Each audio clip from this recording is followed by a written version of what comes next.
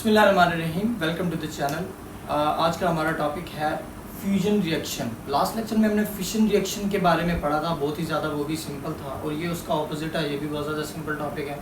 तो fission reaction में क्या था कि एक बड़ा न्यूक्लियाई जो है वो डिवाइड हो जाता है टू स्मॉलर न्यूक्लियाइज में एक न्यूट्रॉन को ऐड करने के बाद, और उसमें क्या हमने पढ़ा, बहुत ज़्यादा एनर्जी रिलीज़ होती है, और ज़ाहिर है सूरज पे ये रिएक्शंस होते हैं और सूरज के ऊपर बहुत ज़्यादा हीट एनर्जी होती है, तो वो इसी वजह से फिशन फ्यूजन रिएक्शन वहाँ होते रहते हैं और एनर्जी वहाँ रिलीज होती रहती है। ठीक है, तो देखते हैं फ्यूजन रिएक्शन हमारे पास क्या है। फ्यूजन रिएक्शन में क्या होता है कि टू स्मॉलर लाइटर न्यूक्लाई, अब ये हमारे पास क्या है, लाइटर न्यूक्लाई है टू, जो कि ऐड हो रहे हैं, और ऐड होने के बाद ये एक हैवियर न्यूक्लाई बनाते हैं।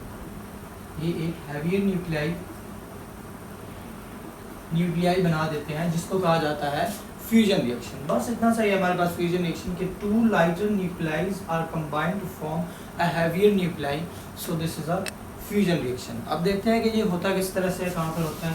फॉर एग्जांपल हम देखें कि ये रिएक्शंस जो होते हैं ये सन के ऊपर होते हैं। क्यों होते हैं? सन के ऊपर बहुत ज़्यादा होती है हीट, जो फेवरेबल कंडीशंस प्रोवाइड करती है इन फ्यूजन रिएक्शंस के होने के लिए। तो हम एग्जांपल एक देखते हैं किस तरह से होते हैं। तो हम हाइड्रोजन की एक एग्जांपल अगर लें तो हमारे पास क्या है, हाइड्रोजन के दो आइसोटोप्स होते हैं, sorry it is hydrogen 2,1 deuterium,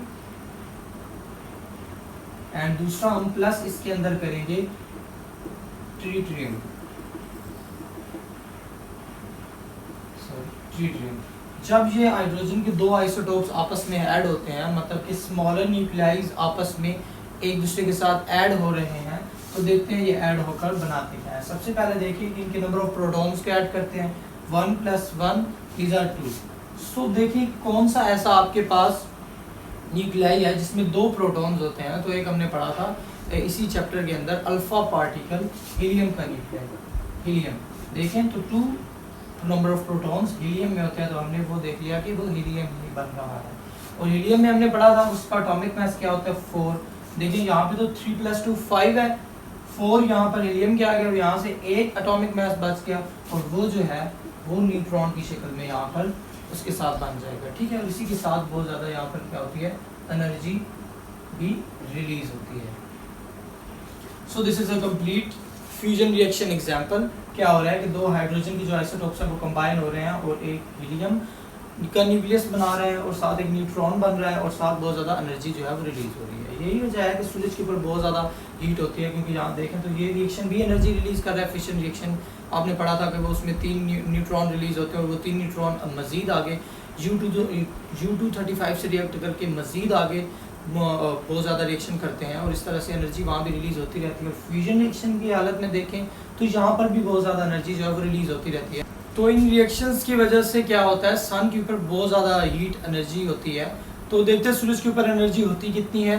तो सूरज के ऊपर होती है जी 20 मिलियन केल्विन जी, 20 मिलियन केल्विन होती है सन के ऊपर जो हीट एनर्जी होती है, वो बहुत ज़्यादा है। यही जो एनर्जी है फ्यूजन रिएक्शंस के ज़रिए यही अर्थ पे आती है, और इस एनर्जी को हम बहुत ज़्यादा यूज़ कर लेते हैं फोटोसिंथेसिस के प्रोसेस में वगैरह, मतलब बहुत चीज़ों में ये यूज़ हो जाती है। तो उसके बाद हम देखते हैं कि इस रिएक्शन के अंदर कितनी एनर्जी रिलीज होती है। तो सबसे पहले जब हम देखते हैं कि 4 हाइड्रोजन के एटम्स कंबाइन हो रहे हैं, यहाँ से देखें तो 2 यहाँ से और 2 यहाँ से, 4 हाइड्रोजन के एटम्स जो हैं वो कंबाइन होकर एक हीलियम का न्यूक्लियस बनाते हैं।